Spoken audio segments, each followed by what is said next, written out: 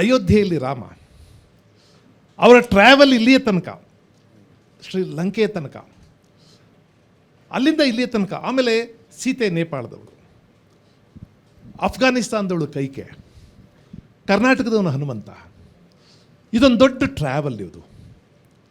ಆ ಕಾಲದಲ್ಲಿ ಏನು ಕಾರಲ್ಲ ಟ್ರೈನೆಲ್ಲ ಓಡಾಡ್ತಿದ್ರು ಇವರು.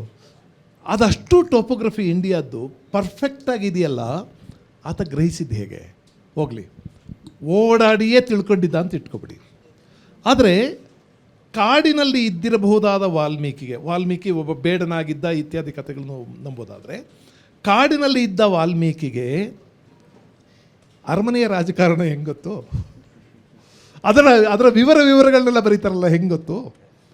ಆಮೇಲೆ ದಶರಥನ ಮಂತ್ರಾಲೋಚನೆ ಇದೆಯಲ್ಲ, ಆ ಕ್ರಮ ಇದೆಯಲ್ಲ, ಹೇಗೆ ಒಂದು ವಿಷಯವನ್ನು ಇನಿಷಿಯೇಟ್ ಮಾಡಬೇಕು, ಹೇಗೆ ಶುರು ಮಾಡಬೇಕು, ಯಾರು ಮೊದಲು ಮಾತಾಡಬೇಕು, ರಾಜಗುರುಗಳ ಅಭಿಪ್ರಾಯ ಯಾವಾಗ ಕೇಳಬೇಕು, ಈ ಕ್ರಮ ಇದೆಯಲ್ಲ, ಈ ಕ್ರಮ ಎಲ್ಲ ಹೆಂಗೆ ಗೊತ್ತು ಅವನಿಗೆ?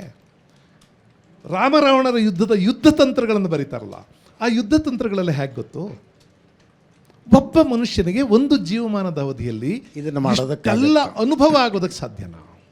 ಅದರ ಜೊತೆ ವಾಪಸ್ ಪುಷ್ಪಕ ವಿಮಾನದಲ್ಲಿ ಹೋಗುವಾಗ ಏರಿಯಲ್ ವ್ಯೂನು ಬರೀತಾರೆ.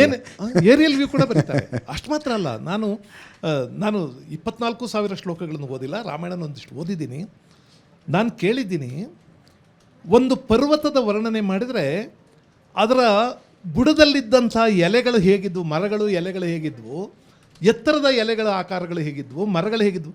ಯಾಕೆಂದರೆ ನಮಗೆ ಈ ಸಸ್ಯಶಾಸ್ತ್ರ ಓದಿದರೆ ಪರ್ವತದ ಎತ್ತರದಲ್ಲಿ, ಮಧ್ಯಭಾಗದಲ್ಲಿ, ಕೆಳಭಾಗದಲ್ಲಿ ಬೆಳೆಯುವ ಗಿಡಗಳ ಮಾಡಿಫಿಕೇಷನ್ ಎಲ್ಲ ಇರುತ್ತೆ. ಅವು ತಮ್ಮ ಎಲೆಗಳನ್ನು ಹೇಗೆ ಬೇಕು, ತಮ್ಮ ಕಾಂಡಗಳನ್ನು ಹೇಗೆ ಬೇಕು ಹಂಗೆ ಬೆಳೆಸ್ಕೊಂಡಿರ್ತವೆ. ಆ ಎಲ್ಲ ವಿವರಗಳು ವಾಲ್ಮೀಕಿ ಹತ್ರ ಇವೆ.